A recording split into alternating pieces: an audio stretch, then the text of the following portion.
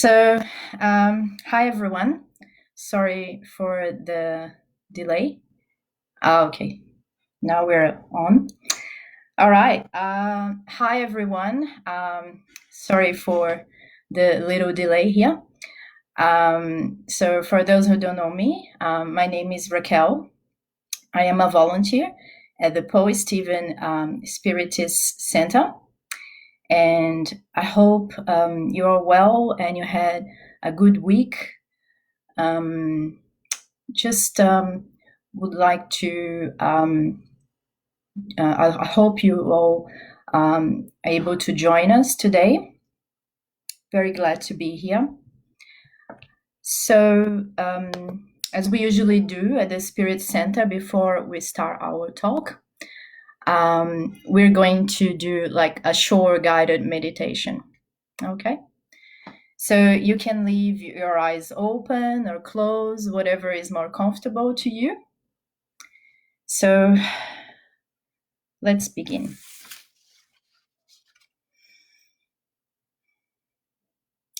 Let's take a deep breath.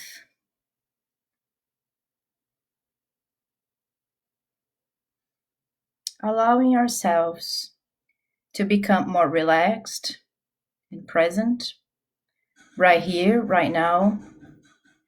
Noticing our body and the feeling sensations. Knowing that our spiritual guides are with us, and we hope that we can learn something new today and connect with one another.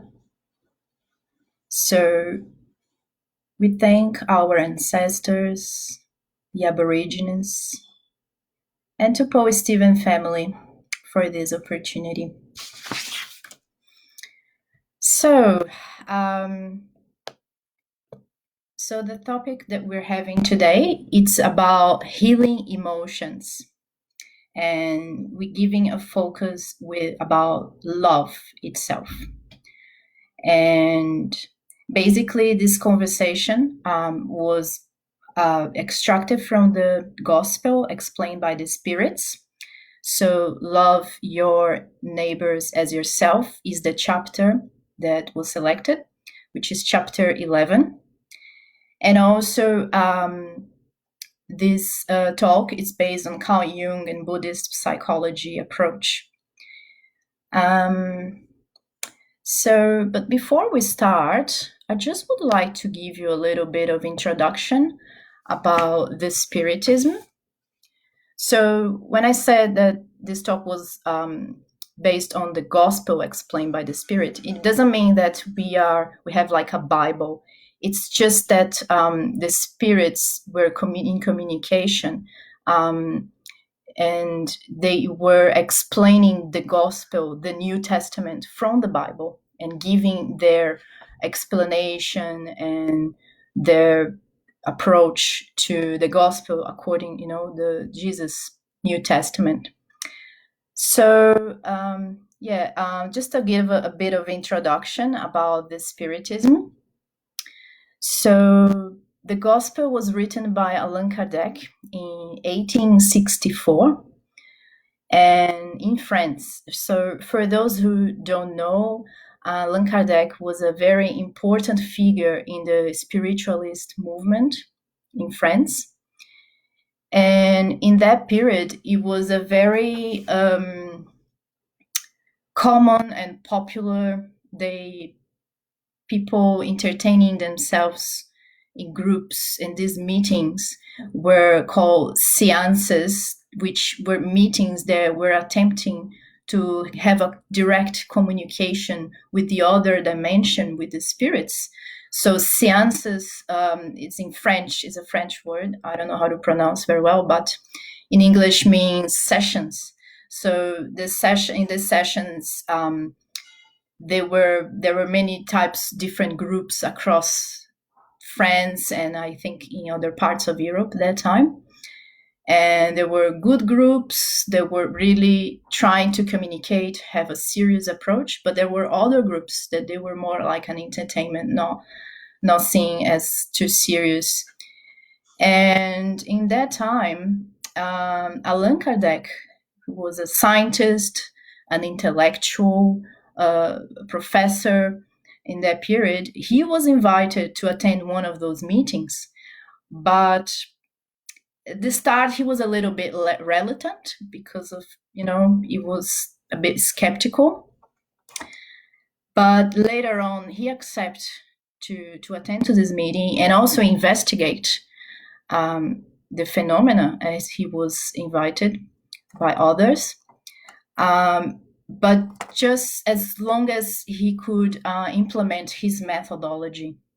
So what was the methodology? That was to ask the same question to different groups that they didn't know each other across the globe, and then collect these answers, make an analysis, and look for patterns, just to investigate some intelligence that was behind those answers. And that's how he was doing his benchmark and selecting who were the people that he could trust. So based on that, just a small short introduction about the Spiritism. I'm going to now move on to our topic of today that was extracted by the Gospel, as I mentioned. So the topic today, healing emotions. I will be doing an analysis in the concept of love itself, according to Jesus. So there is a passage in chapter 11 that caught my attention that said, blessed is the one having surpassed the state of being human, loves with an ample love. So in this quote, what caught my attention was having surpassed the state of being human. So love according to Jesus, it could be seen as a nonsense love because it's not so obvious to us. It goes a little bit beyond our human nature. And the core principle of Jesus' philosophy, it's basically this type of love. So now thinking about Spiritism as a philosophy, so let's just put Jesus in the perspective of a philosopher, among other philosophers who also spoke about love. So just trying to understand and differentiate Jesus' love among the other philosophers that also spoke about love. Like, for example, Buddha also came to this planet and spoke about love 600 years before Christ. I'm not an expert in Buddhism, but I believe that his objective was to provide insights about self-awareness and the mind, mind control, and mind achieving high levels of consciousness. This sort of approach, and also transformation of the inner self, which is also has something to do with what we're going to talk about today. But the classic philosophy also brings interesting, of course, very important approaches about love, such as Plato and Aristotle, for example. They were about 350 years before Christ, and Plato, he introduced the concept of eros. As we all know, eros, erotic. It's not necessarily about sexuality, but he introduced an analysis about love as in human nature, that it's more like a carnal attraction, a desire. And the Platonic love also talks about love what you don't have. So it can be very well comprehensive in nowadays in the capitalist world, where we are always searching for something that's out there, And the Platonic love, it's about loving something that we don't have, it's unachievable. And once we have, then the love just vanishes. So that's the approach from Plato. And now with Aristotle, also explain love as love equals to joy. He introduced the concept of philia. And this love, it's about love what's already present, what's already there, and what brings us joy. So love for our friends, our family, just easy love, people who loves us back. But now, love according to Jesus, it's a different approach, because it is love, is called the agape love. And what is this agape love? It's a high level of conscious love, a love that exists regardless on the circumstances. We prefer to protect the other rather than ourselves, make sacrifices for the others, allow other people to shine in front of you. So it is something that we put our ego aside. So it's not about the titles, and it's just about ourselves. It's there is not about competition. It is about collaboration. So it is indeed a sophisticated love that requires certain wisdom. And it is actually the path. That's how he said, that is the path to salvation. That's through this love. And what's the salvation? The salvation of the soul, the happiness. So now, last week, Ellen's talk, that was a very interesting talk. She spoke about the self-acceptance, the importance of self-acceptance, and also spoke about ourselves, our essence, and also about the behaviors around us, which was really interesting. So this is pretty much the continuation of what she was talking about. So what we want to achieve, not to achieve, but what Jesus has oriented to have more fulfilled life and more happy life. It's about just to select the narrow gates, which can represent a love as a response to hate. So how easy is for us to push back someone that has pushed us in first place? So according to the society, if we don't push back, we are perceived as weak, and as Ellen said in her talk last week, what the perpetrator needs, according to Jesus, is help. It's not about punishment. So Jesus used to walk among people that were seen as perpetrator, hated by the society in that period.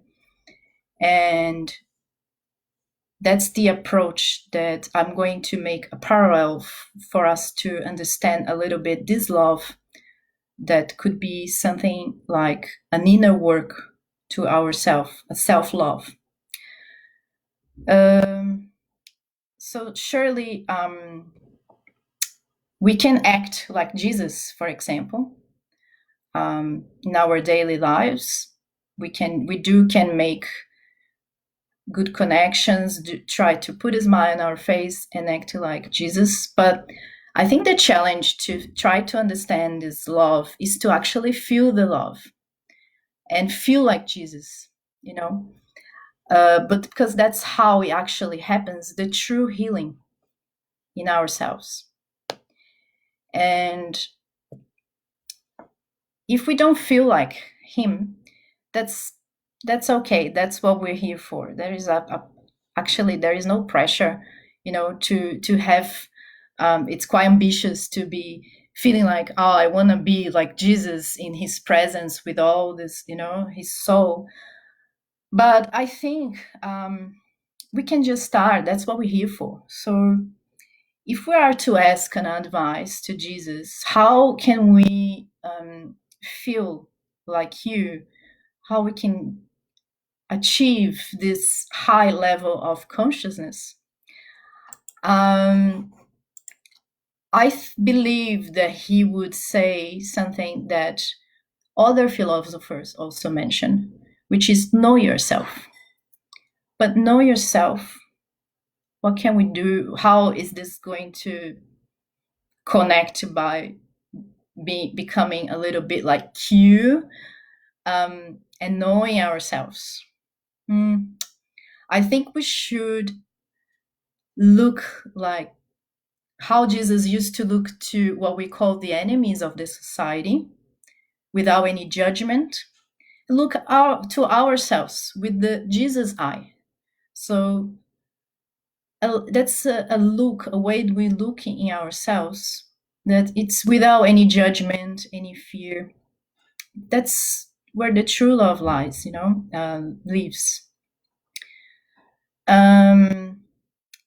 And as Ellen said, we are an essence, and we have our behaviors, which are aspects of our personality. So we are not only made of one behavior or one sort of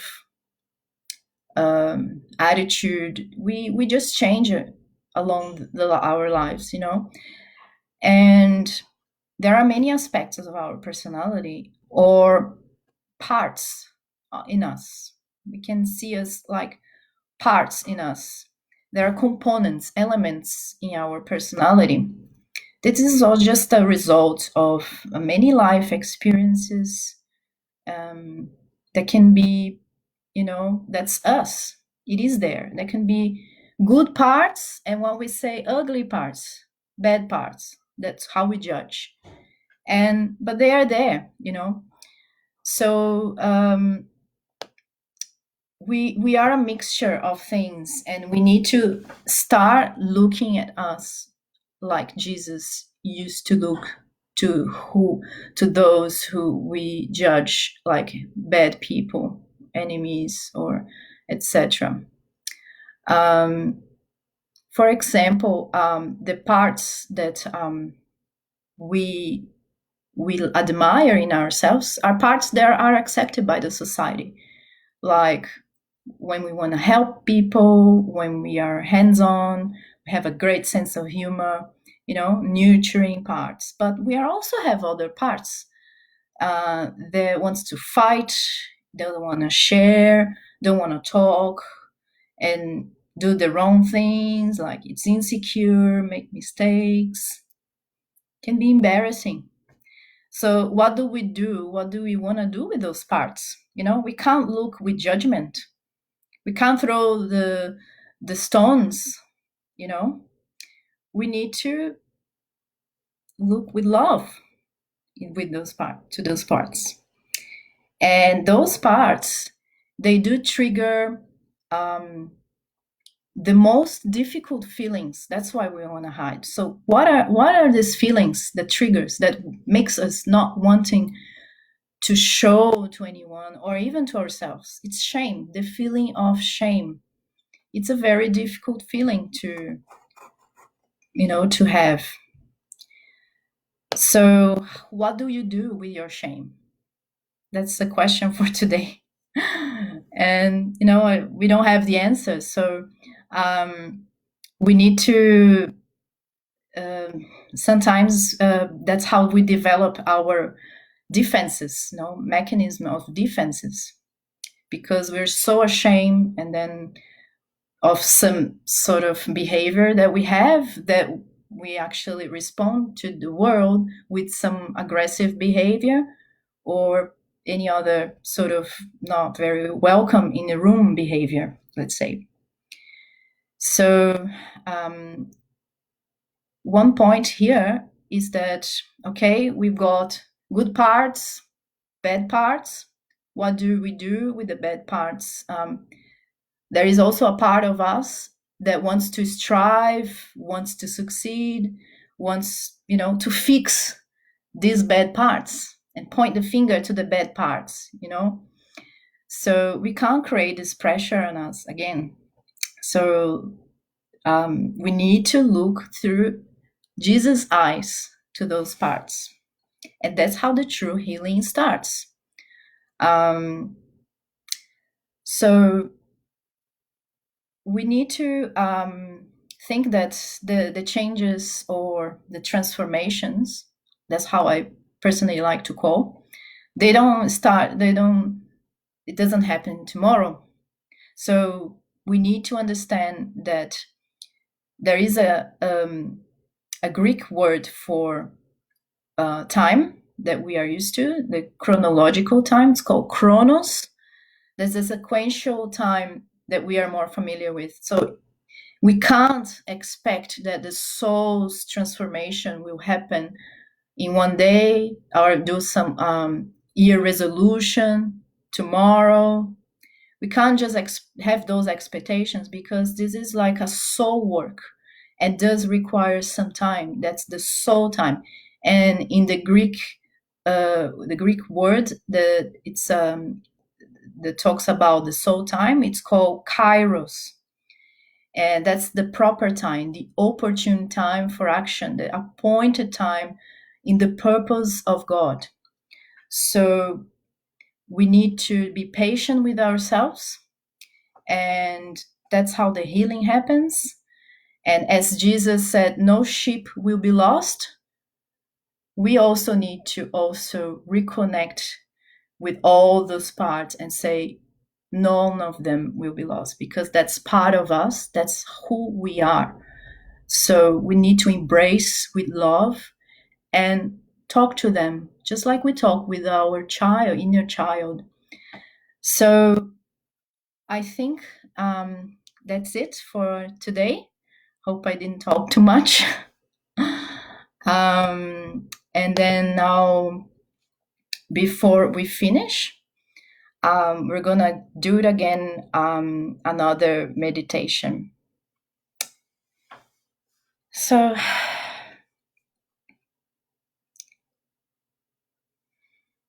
let's take a deep breath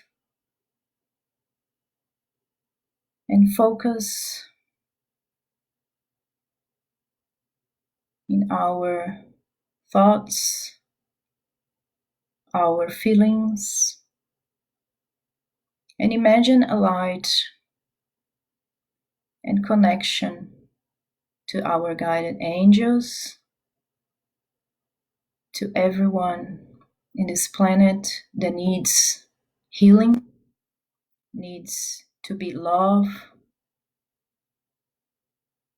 feel loved, and all the parts in us, in this planet as well, that needs to reconnect with this essence, that it's good and its beautiful essence. So we thank our Master Jesus and everyone, and thank life to be able to be right here and right now. Thank you very much, everyone. So I hope you have a good weekend. And if you have any questions, just let us know. And see you soon.